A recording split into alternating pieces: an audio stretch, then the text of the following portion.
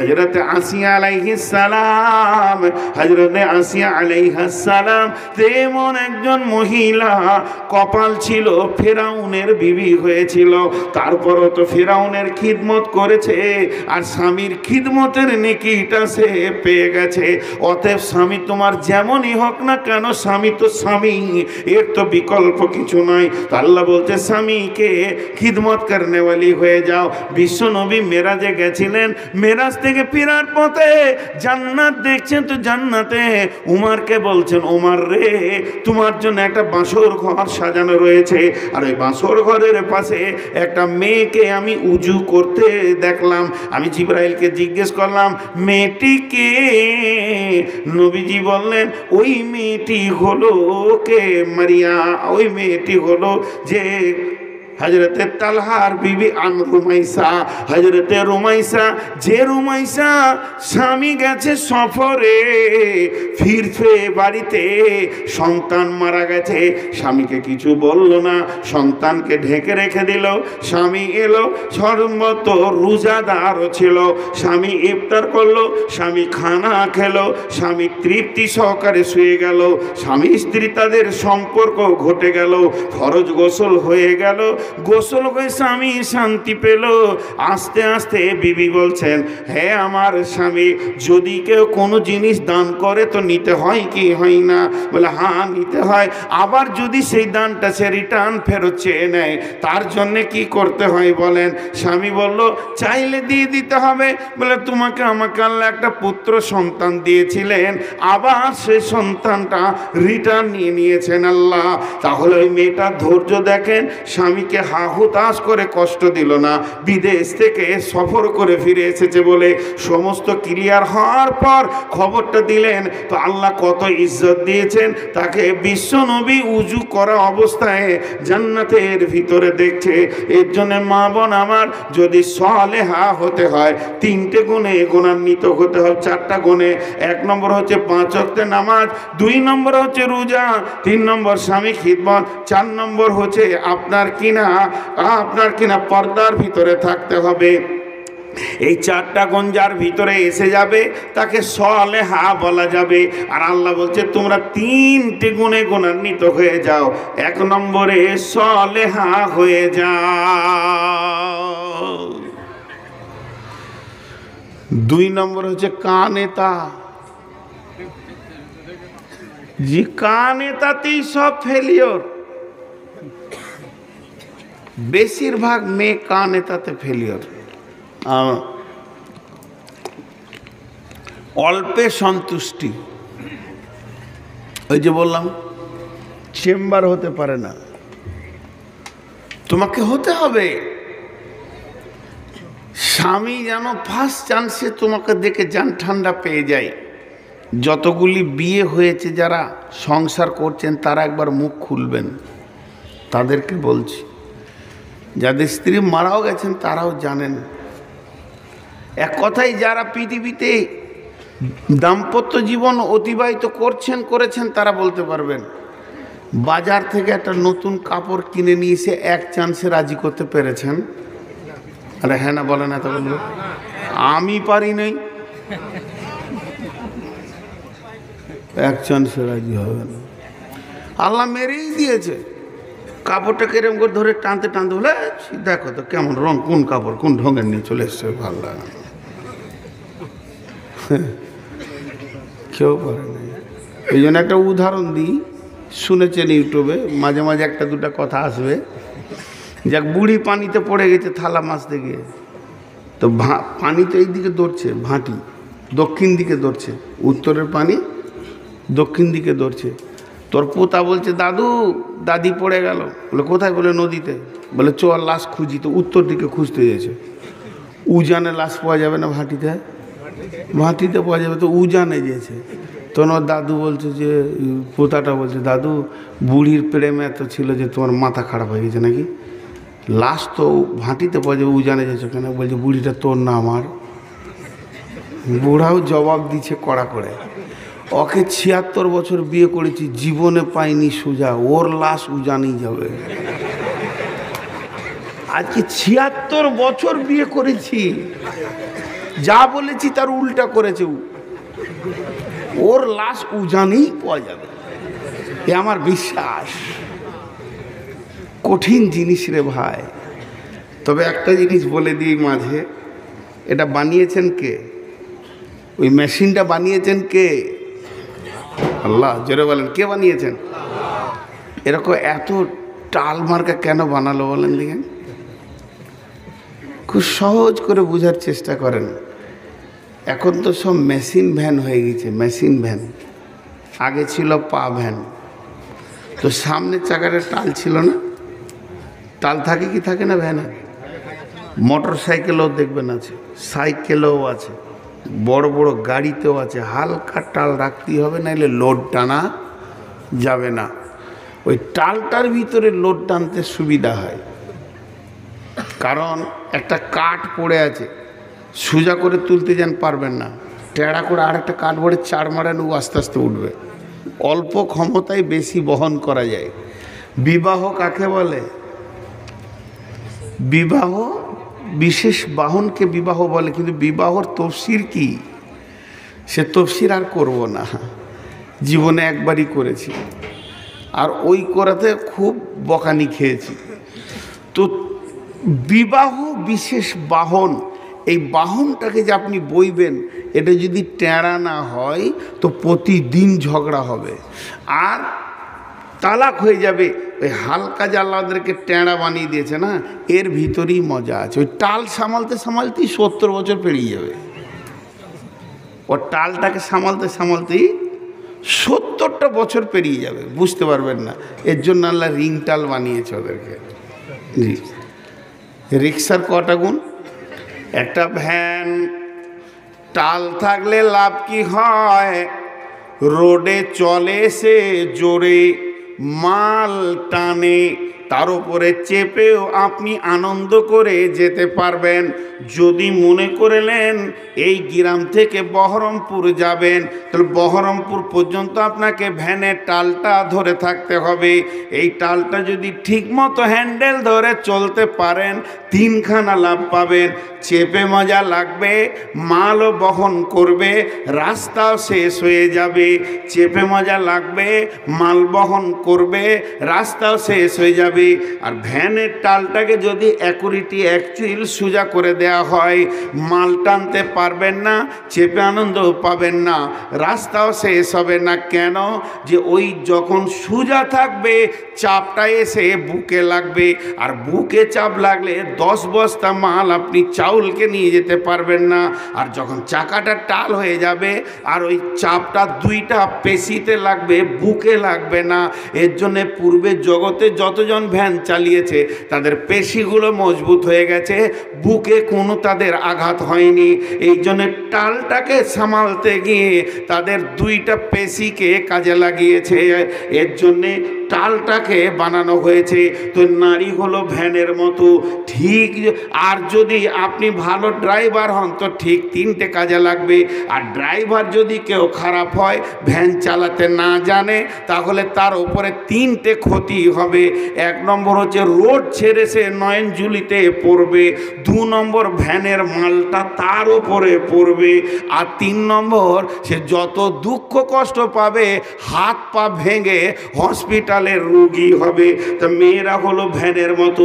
যদি আপনি ড্রাইভার ভালো হন, টালটাকে যদি ঠিক মতো সামালতে পারেন, তো ওই মেয়েটাকে নিয়ে চেপে আনন্দ পাওয়া যাবে, ওকে নিয়ে সংসার করে আনন্দ পাওয়া যাবে। আর যত সংসারের মালও বহন করবে, আর 70 বছরের জীবন শেষ হয়ে যাবে।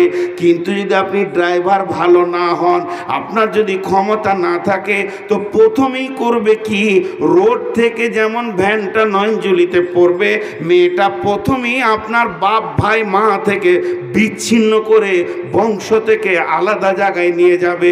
তারপরে ভ্যানের মালটা যেমন ঘাড়ে পড়বে, উই আপনার মাথার উপরে চেপে সংসারের নেতৃত্ব চালাবে। আর ওই লোকটা জীবনটা রুগীর মতো হাত পা ভাঙা নিয়ে দুনিয়া করবে। না, তুমি কি সাধে বলছে? ওর থেকে আমাকে বলতে বেশি মন যেছিল, কিন্তু আমি লজ্জায় বললাম না। ভাই রে, গ্যাসের সিলিন্ডার সব একই, যে গ্যাস আপনার ঘরে ওই গ্যাস আমার ঘরও, কিন্তু আমি চালাক বলি দুঃখ তো কাউকে বলছি না। পানি খায় মা বোনেরা, সকালবেলায় একটা করে ডিম দিয়েন খালা।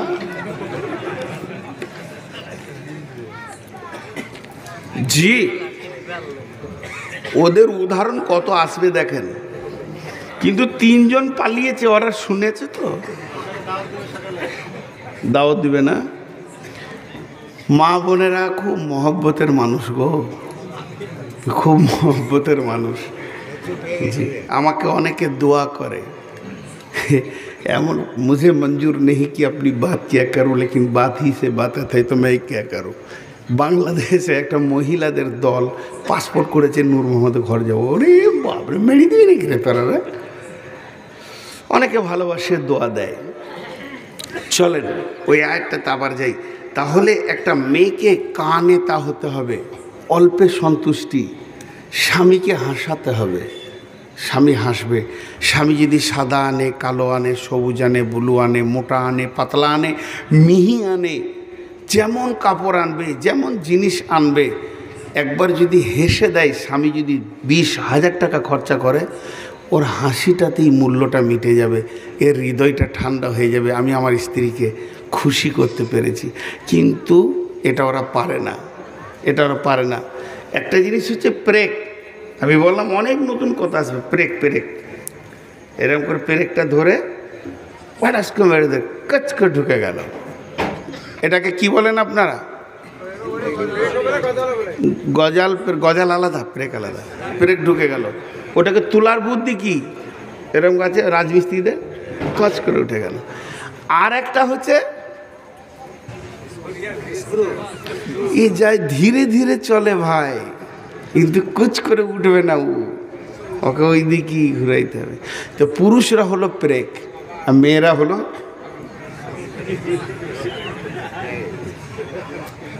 একটা উদাহরণ দিব তো আপনি বলতে বাধ্য হবেন আরেকবার নারায়ে তাকবীর। প্রেক আর কেন? তাহলে একটা উদাহরণ দিই।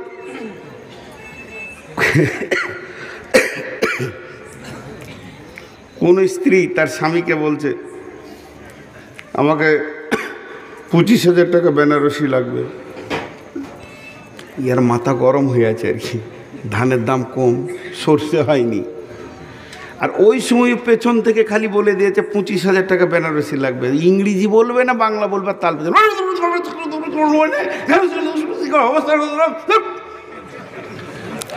কি ভাষা বললে বোঝার ক্ষমতা নেই। একবারে পেরেকের মতো মারলে দপ করে মেরে দিলে আর উসরুক করে সরে গেল। ও মনে মনে ভাবছে আমি স্ক্রুতে লিব। ঠিক আছে, যে করুণা এসেছে দুনিয়াতে রে ভাই, লাশ খালি সকাল বিকাল বেরোচ্ছে, সকাল বিকাল বেরোচ্ছে। আর এই কেবল বিয়ে হয়েছে 4 বছর, সন্তান একটু লেটে হয়েছে, মাত্র সন্তানটা বয়স 6 মাস, 6 থেকে 8 মাস।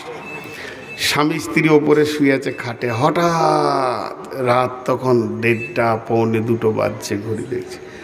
বিবি উঠি বলছে শ্বাসকষ্ট হচ্ছে, খুব ছিটকে আসছে। কি বলছে, করুণা হয়ে গেল নাকি রে বাপ? শেষকালে বউটাই যাবে নাকি রে? এত সুন্দর বউ দেখে শুনে বিয়ে করলাম। তখন এবারে বলছে, স্বামী আমার, আমি আপনার সঙ্গে আজকে দীর্ঘ 4 থেকে 5 বছর স্ত্রীর ভূমিকায় কাজ করছি। স্ত্রীর ভূমিকায় রয়েছে, আপনার পায়ের তলে আমার জান্নাত মাফ করে দেন। আর কাঁদছে।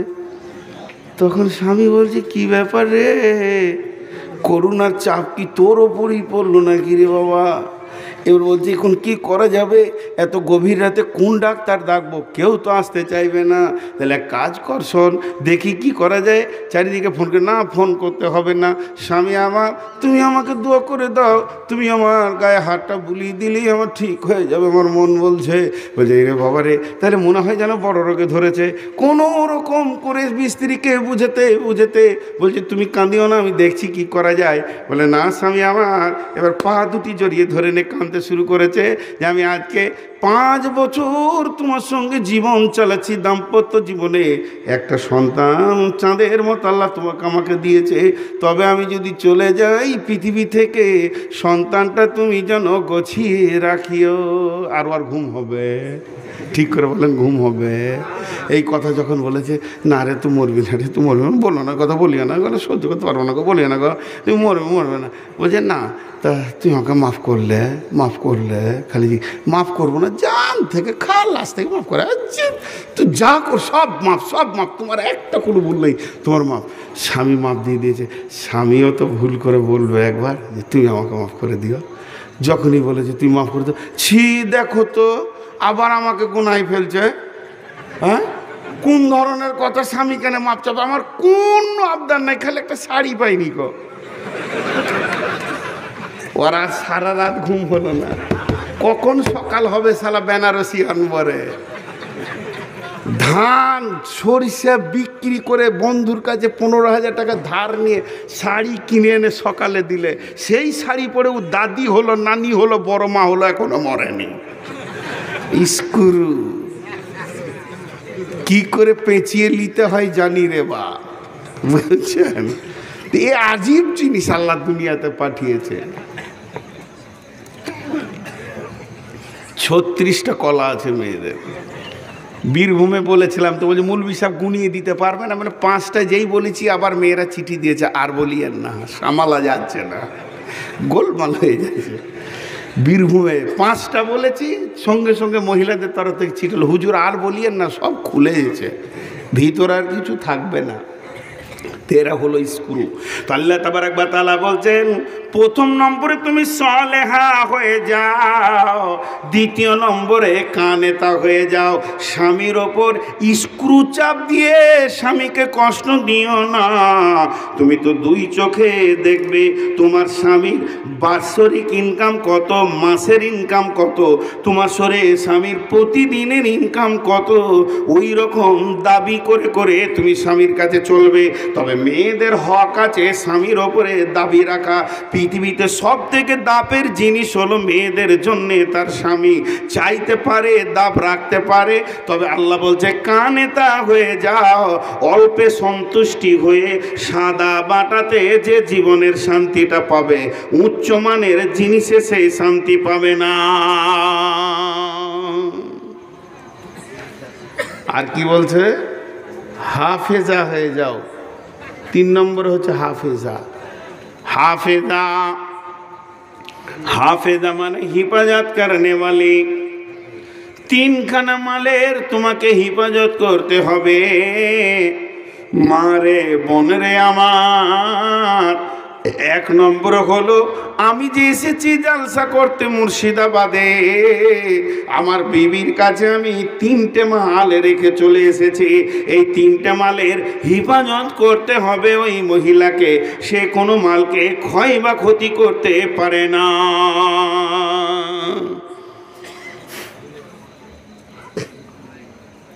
কেউ বেয়াদবি মনে করবেন না আমাকে, এখানে একবার পানি ফেলবো, ঠিক আছে?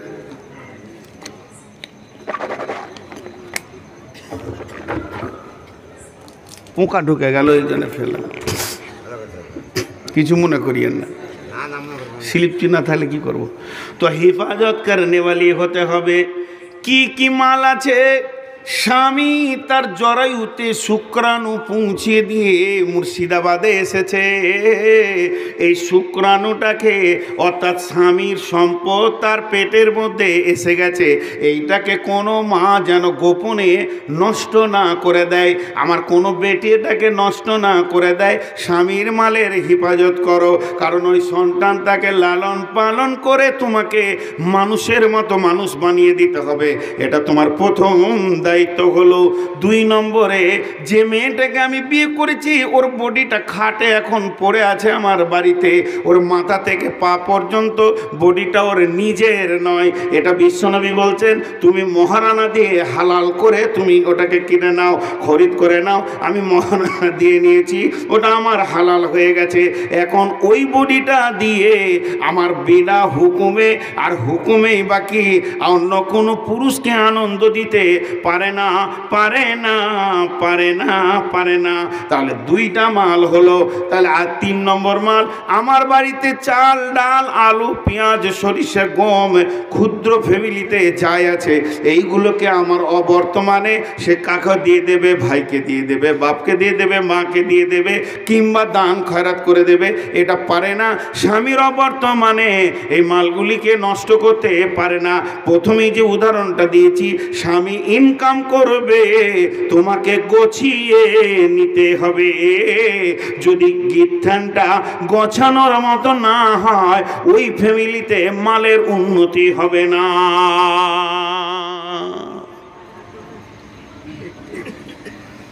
একটা চেম্বার, চৌবাচ্চা, পাম্প মেশিনে ভরতে সময় লাগে 2 ঘন্টা,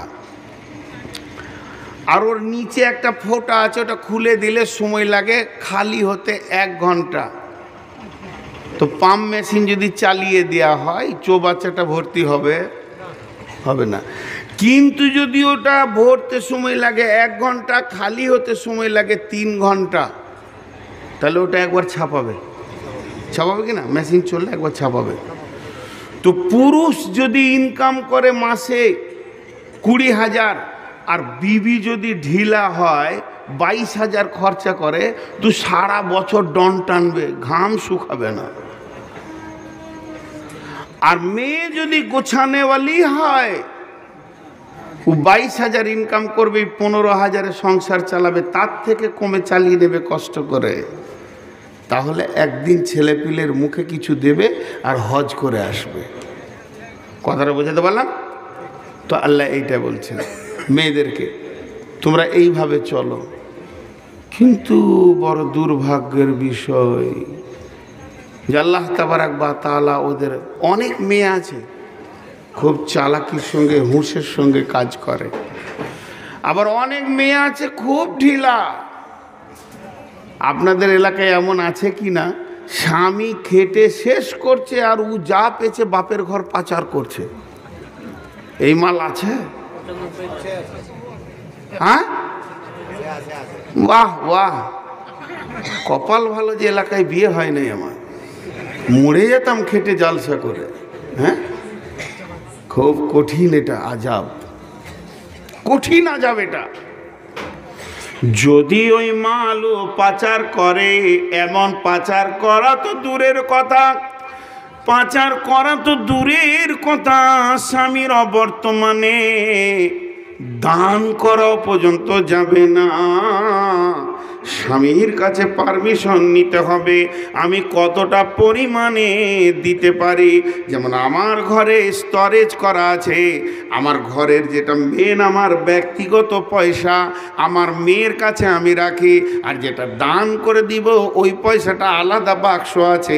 কখনো কখনো গিয়ে 500 ভরে দিলাম, 1000 ভরে দিলাম, 2000 ভরে দিলাম, একবার খুলে দেখছি খালি হয়েছে কি, বলে না এখনো হয়নি, তাহলে 500 দিলাম, 1000 দিলাম, যখন দেখছি মাত্র আর 200-500 পড়ে আছে, তো 2000 5000 ভরে দিলাম। ওই দায়িত্বটা আমার বিবির হাতে দেওয়া আছে।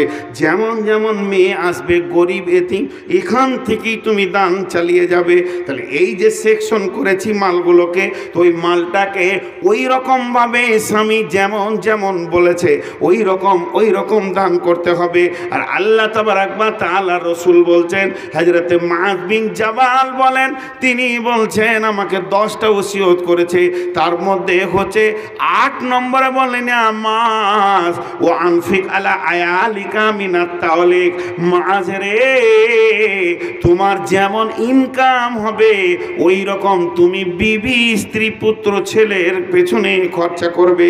তুমি সংসারের মেন মানুষ, তুমি যেন ওই রকম খরচাটা তাদের মুখে করিও। এখন আঙ্গুরের সিজন এসেছে, চারিদিকে ডালি ডালি আঙ্গুর বিক্রি হচ্ছে, আর ও এতটা কঠিন বকিল, একদিনও 10 গ্রাম আঙ্গুর নিয়ে বাড়ি ঢুকছে না। এই বকিলদের ব্যাপারে বিশ্ব নবী ফায়সালা দিয়েছেন, তার বিবিরা মাল চুরি করতে পারে। যেহেতু নবীজির চাচার নাম আবু সুফিয়ান, নবীজির চাচার নাম আবু সুফিয়ান, নবীজির চাচা, নিজের চাচা আবু সুফিয়ান হাড় কিপটে মাল ছিল, এ কোনোদিন খরচা করতে পারতো না। এত কিপটে ছিল, এত কুঞ্জুস ছিল, যখন হিন্দার বিয়ে আবু সুফিয়ানের সঙ্গে হলো। তো হিন্দা একদিকে চাচি হয়ে গেল, একদিকে শাশুড়ি হয়ে গেল। ওই হিন্দা বিশ্ব নবীর কাছে এসে বলছেন, ইয়া রাসূলুল্লাহ, ইয়া হাবিবাল্লাহ, আপনার চাচার কাছে যতদিন আমি এসেছি এর হাত এত মজবুত, এর হাত দিয়ে পানি পড়ে না, এত শক্ত, এ কোনোদিন ভালো খাবার বাড়িতে আনে না। বিশ্বনবী বললেন, চাচিজি চুরি করেন আর খেতে থাকেন, অসুবিধা হবে না।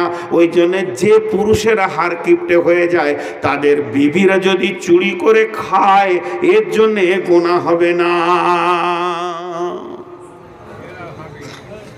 জি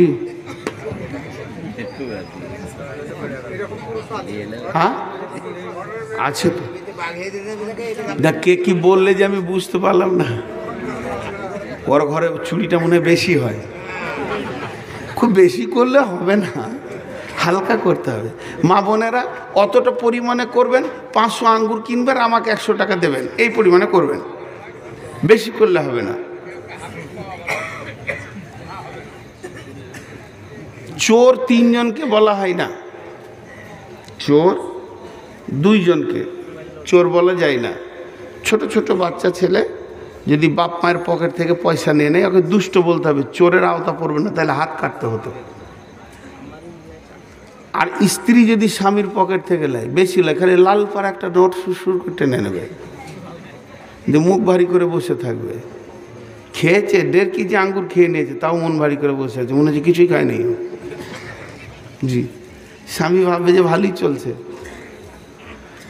ইলিশ কিনে খেয়ে নাও, আলু সেদ্ধ ভাত স্বামীকে দিয়ে দাও, ভেজাল চুকে গেল, কাঁটা ফাটা নিয়ে সাড়ে পুঁতে দাও, ও ভাববে চলছে ঠিকই আছে। করতে হবে, এমন হার কিপটে আছে, এগুলো করতে হবে, উপায় নাই। আপনাদের এলাকায় নাই বলি বুঝতে পারছেন না যেগুলো কি জ্বালা। এবার চলেন আল্লাহ পুরুষদেরকে বলছেন, নারীদের হয়ে গেল, পুরুষদেরকে বলছেন, হে পুরুষের দল, তোমাদের ডিউটিটা এবার তুমি নিয়ে নাও।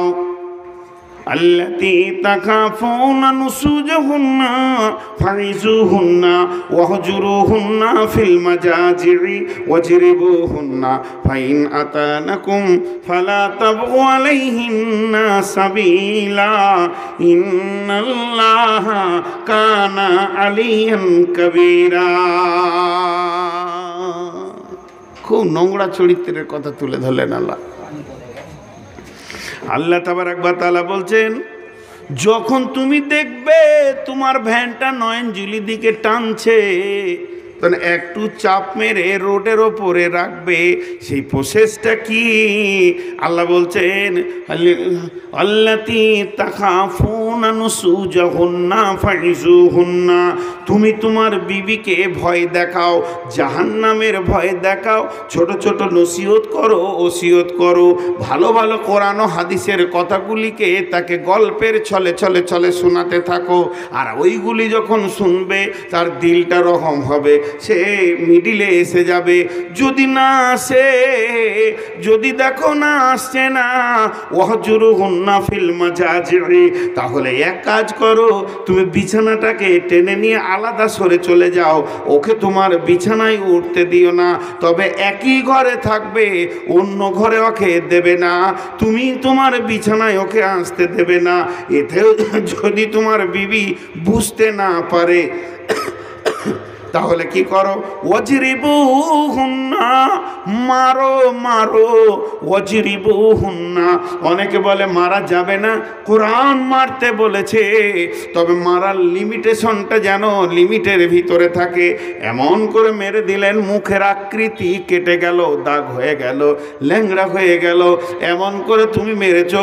আর মারার 3 দিন পরে তুমি নিজেই মরে গেছো, আর মেয়েটা এমন অচল হয়ে গেছে, ওকে আর দ্বিতীয় কেউ বিয়ে করছে না, এমন মারা যাবে না। তুমি মারো তাকে, মহব্বতের মারো। ওয়াজরিবুহুন্না ফালা তাবগু আলাইহিন্না সাবিলা, মারার জন্য যেন কোনো রাস্তা খুঁজে বের করিও না। খালি বিন বিন বিন বিন বিন বিন করছে, কি করে মারা যায়, কি করে মারা যায়। যদি তুমি এরকম করো, ফালা তাবগু আলাইহিন্না সাবিলা ইন্নাল্লাহা কানা আলিয়ান কাবীরা, সেই আল্লাহ বড় জাননেওয়ালা, বড় বুঝনেওয়ালা। তুমি কেন ঠিক মেরেছো না ভুল মেরেছো, যদি তুমি তাদের ওপরে ভুল অত্যাচার করে থাকো, তোমার শ্বশুরকে জবাব দেওয়ার আগে আল্লাহকে জবাব দিতে হবে। বিশ্বনবী হাজ্জাতুল বেদাতে যতগুলি বক্তব্য রেখেছিলেন, তার মধ্যে একটা বক্তব্য ছিল, লোক সকল তোমরা তোমাদের অধীনস্থ গোলামদেরকে কষ্ট দিও না। গোলাম যদি নামাজি হয়, কাজকে হালকা করে দিও। লোক সকল তোমাদের ঘরে যে আমানতগুলি রয়েছে আল্লাহর দেওয়া, অর্থাৎ তোমাদের স্ত্রীগুলি, তাদেরকে প্রেমের দড়িতে বেঁধে রাখো। অবাধ আচরণ তাদের সঙ্গে করো না। যদি অবাধ আচরণ করো, একদিন আল্লাহকে গিয়ে জবাব লাগবে। তুমি তার বান্দির ওপরে অবাধ আচরণ করেছো, সে তোমাকে মধুর সম্পর্ক দিয়েছে, তারপরেও তাকে তুমি থাপ্পড় মেরেছো। অনেক পুরুষ আছে বিনা কারণে বিবিকে পিটে পিটে নিজের পুরুষত্ব দেখায়। শুনেলেন, আপনি যদি তিলে তিলে তিলে তিলে নিখুঁত ভুল ধরে মারেন, তো আল্লাহ বলবে কিয়ামতের মাঠে, আমিও তোর হিসাবটা তিলে তিলে তিলে নিয়ে তোকে জাহান্নাম দিয়ে দেখিয়ে দিতে পারবো। খামকা স্ত্রীকে মারে, খুব মারে, ও বুঝে না, ওইটা কি দামি জিনিস মনে করে লে।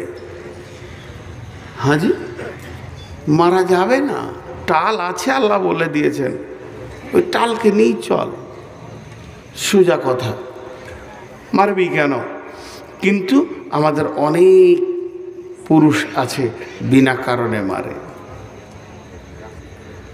স্বামী স্ত্রীর সম্পর্কটাকে কি বলেছেন আল্লাহ? দেখেন, সম্পর্কটাকে বলেছেন কি, আপনারা উঠছেন কেন গো? আমি আলছি না, আপনারা এলে কালেকশন যদি বলি, ঘড়ি দেখালেন 5 মিনিটে ময়দান খালি। এটা আমার অভিজ্ঞতা থেকে বলছি। যখনই আমি বলবো ভাই টাকা দেন, তখনই এরা বলবে তুই থাক আর তোর বাপ থাকুক, সোজা রাস্তা ধরবে। আমার পরে যদি বদরুদ্দোজা নাদবি থাকতেন বা বড় কোনো আলিম, তাহলে থাকতো। তো কালেকশন করব। আপনাদের কাছে সহজ করে বলি, মসজিদ আল্লাহর ঘর আপনাদেরকে বানাতে হবে, উপায় নেই। এ কাজ করতেই হবে, যতদিন বেঁচে থাকবো চলবে। ভাঙো করো, নাহলে মসজিদ একবারই যদি বানিয়ে দেওয়ার কিয়ামত পর্যন্ত চলতো, তাহলে মসজিদ বানানোর নেকিটা পরবর্তী ছেলেরা পাবে কি করে? এখন আপনারা বানাবেন, 50 বছর পরে এমন ছেলে আসবে, বলবে ওই দেখো দেখি কী করে পিলারগুলো করেছে, হোস কেন বলে কিছু না, ভাঙা তো ওরা আবার নামবে। ওটাই তো হবেই, ওটা তো চলবে। কাবা শরীফকে কতবার করলো দেখেন। আমার বইটা শেষ হয়ে গেল, আমি একটা ছোট্ট করে বই লিখেছি মক্কা মদিনা সফর, পরশু দিন সব শেষ, পুঁজিপাটটা কিছু নেই, আবার ছাপতে হবে। আর যদি কোনো উমরা যাত্রী যেতে যান, তো আমার সঙ্গে সব পাসপোর্ট নিয়ে দেখা করবেন, পাসপোর্ট বানিয়েও দিব, পাসপোর্টে উমরা করেন, আর আমার সঙ্গে উমরায় গেলে মজা পাবেন, এটা বলে দিলাম। প্রতিটি ইতিহাস আমি ওখানে বক্তব্য রাখি। তো আল্লাহ স্বামী স্ত্রীর সম্পর্কটাকে, পৃথিবীতে অনেক প্রেমের ছন্দ এসেছে, অনেক অনেক ছন্দ এসেছে, প্রেমিক প্রেমিকা, আশিক মাসুক, ভালোবাসা, এইভাবে এসেছে, কিন্তু আল্লাহ তা বলেননি। আল্লাহ ছন্দটা কেমন মিলাচ্ছে দেখেন। আল্লাহর হস্তে বলছি, যে না খালি শুনে যান, থাকবে কেন সব, রাত হয়ে গেছে। বিসমিল্লাহির রহমানির রহিম।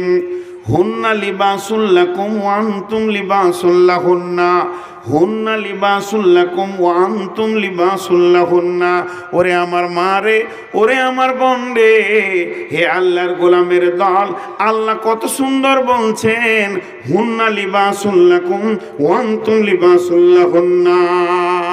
আল্লাহ তো বলতে পারতেন তুই ওর প্রেমিক, ও তোর প্রেমিকা, তুই ওর আশিক, ও তোর আশিকি। এইভাবে অনেক কথা ছিল, অনেক প্রেমের ছন্দ ছিল, সবগুলোকে বাতিল করে দিয়ে আমার আল্লাহ বলছেন হুন্না লিবাসুন লাকুম ওয়া আনতুম লিবাসুন লাহুন্না। হে পুরুষের দল, তোরা হচ্ছিস মেয়েদের পোশাক, মেয়েদের কাপড়, আর মেয়েরা হচ্ছে পুরুষের কাপড়, এরা হলো পুরুষের পোশাক। আল্লাহ কত সুন্দর পোশাকের ওপর দিয়ে চালিয়ে দিয়েছে, হুন্না লিবাসুন লাকুম ওয়া আনতুম লিবাসুন লাহুন্না। ভাইয়া একটা কথা বলি, একজনও উঠিয়ে না আল্লাহর হস্তে, ঠিক 12:30তেই ছাড়বো ইনশাল্লাহ, আপনাদেরকে কষ্ট দিব না। কিন্তু যারা নিয়ত করেছেন চলে যাবই, আমি অতটা পাওয়ার রাখি না যে আপনাকে ধরে বেঁধে রাখবো। আপনি স্বাধীন, যতটা ইচ্ছা শুনতে পারেন, যেতে পারেন, কিন্তু আপনার এইখানে একটা বিবেক আছে, মগজ আছে, ওকে একটা কথা জিজ্ঞেস করেন যে আজকের এই প্রোগ্রামটা কমিটি করেছে কেন, আর আমি পালিয়ে যাচ্ছি কেন। তা আপনার বিবেকের চেতনা দিয়ে অন্তত ছেলেদের হাতে 10, 20, 50, 100, 200 দিয়ে তারপরে যাবেন। আর আমি তফসির বন্ধ করছি না, যারা বসে আছেন এরা ভাবেন না যে কালেকশন শুরু করেছে, কারণ ওদের চেতনতা দিলাম। আর কমিটিকে একটা কথা বলি, 2টা চাদর মসজিদের ওই কোণে একটা, আর ওই ঘরটার কাছে একটা, 2টি চাদর রেখে দেন। যারা যাবে যদি মন যায় তা 10 টাকা দিয়ে যাবে, ভিতরে চাদর ঢোকায়েন না। এই মসজিদের কোণে একটা চাদর থাকবে, ওই ধারে একটা থাকবে। যারা দিয়ে যাবে ওদের মন যদি বলে যে হ্যাঁ এদেরকে 10টা টাকা দিলে মসজিদের কাজে লাগবে, তো দিয়ে যাবে। 2টি চাদর দুদিকে দাঁড়ান। আর আপনারা উঠিয়েন না, মা বোনেরা উঠিয়েন না, এই আয়াতের তফসিরটা শোনেন, তারপরে উঠে যাবেন। এখন ঘটনা হচ্ছে, আল্লাহ তো আমাকে বলতে পারতো নূর মোহাম্মদ তোর বিবিটা হচ্ছে তোর প্রেমিকা আর তুই হচ্ছিস ওর প্রেমিক, তা না বলে আমাকে আল্লাহ বলছে তুই হলি তোর বিবি চুড়িদার, সয়া, ব্লাউজ আর মানে নাইটি বলা শাড়ি বল, আর আমার বিবিকে বলছে তুই হলি তোর স্বামী জুব্বা, পাঞ্জাবি, লুঙ্গি, গেঞ্জি, জাঙ্গিয়া। লে ভেজাল, দুইজনকে দুইজনের পোশাক বানালেন আল্লাহ। আর একবার আয়াতটা পরে একদম ওয়ার্ড মিনিং মানেটা করে দিচ্ছি, হুন্না লিবাসুল লাকুম ওয়া আনতুম লিবাসুল লাহুন্না। এটা সূরা বাকারাতে আল্লাহ বলছেন ওই মেয়েরা তোদের পোশাক, তোদের লিবাস। আর পুরুষদেরকে বলছে এ মেয়েরা, পুরুষরা হলো তোদের লিবাস, পোশাক। কেন কেন কেন কেন? পোশাকের ভিতরে কি লাভ আছে? 4টা কারণে এই কথাটা আল্লাহ বলছেন। নাম্বার 1, মানুষ কি করে? পৃথিবীর বুকে সব থেকে যত্ন করে মানুষ কার না? পোশাককে সাফ করে, পোশাককে আয়রন করে, পোশাককে গোছিয়ে নেয়, ভাঁজ করে সে আপনার আলনাতে তুলে রাখে, তবেই সে মনে আনন্দ পায়। নোংরা পোশাক নিয়ে কেউ দুনিয়া করতে চায় না। আপনাকে টেবিলে মুরগি দেওয়া হয়েছে, মাছ দেওয়া হয়েছে, মাংস দেওয়া হয়েছে, বিরিয়ানি দেওয়া হয়েছে, তারপরেও যদি একটু আপনার কাপড়ে পড়ে যায়, খাওয়া ছেড়ে দিয়ে ওটাকে ধোয়ার জন্য ব্যতিব্যস্ত হয়ে যায়। তার মানে পোশাকের দিকে সূক্ষ্ম দৃষ্টি রেখে তাকে পরিষ্কার করে। তো আল্লাহ তাবারাক ওয়া তাআলা বলছেন যে নারী তোর পোশাক, তুই ওর পোশাক। তার মানে আমি গোসল করতে শুরু করেছি, আমার বিবি পেয়ে পৌঁছে গেল, পৌঁছিয়ে গিয়ে বলছে সাবানটা দেন তো। সাবানটা ওর হাতে দিলাম, আমার পিঠে দিতে লাগলো, ঘাড়ের ময়লাগুলো তুলতে লাগলো, এইভাবে কোচলাতে লাগলো, ময়লা হয়ে রয়েছে, বকতে আছে তুলতে আছে, বকতে আছে তুলতে আছে। তার মানে ও নিজের পোশাককে সাফ করছে। তেমনি আল্লাহ বলছে তোর বিবি বাথরুমে ঢুকেছে গোসল করার জন্যে, তোর জন্যে তো নাজায়েজ নয়, তুইও ভিতরে ঢুকে যা, সাবানটা নিয়ে ওর পিঠে ঘাড়ের ময়লাগুলো তুলে দে, আগে তুই গোছিয়ে নে, তুই ওকে গোছাবি, উই তোকে গোছাবে।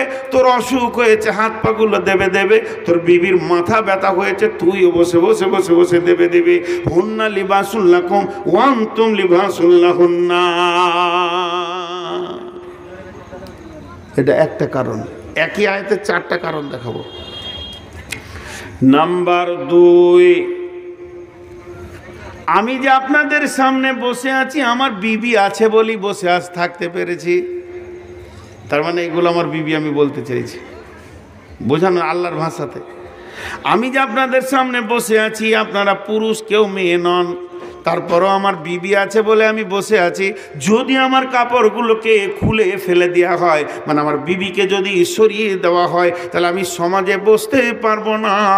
আমার ইজ্জতকে ঢেকে রেখেছে আমার বিবি, তেমনি আমার বিবির গায়ে যে কাপড়গুলি রয়েছে ওইগুলো হলাম আমি, তার ইজ্জতকে ঢেকে রেখেছি আমি, আল্লাহ ক্রস করে দিয়েছেন। তার মানে হচ্ছে, ওরে আমার মা, ওরে আমার বোন, আল্লাহ তাবারক ওয়া তাআলা বলতে চাইছে তোমার স্বামী, আমাকে বলতে চাইছে তোর বিবি, আর আমার বিবিকে বলছে তোমার স্বামী। তার কারণ হচ্ছে দুইজনের কাছে ওপেন হয়ে গেছি। তার মানে আমি কে ও দেখে নিয়েছে, উইকে আমি দেখে নিয়েছি। এই কথা যেন পৃথিবীর কোনো পুরুষকে আমি বলবো না, উইও কোনো মেয়েকে বলবে না। আমাদের বিয়ে হয়েছে, আমরা কে কিভাবে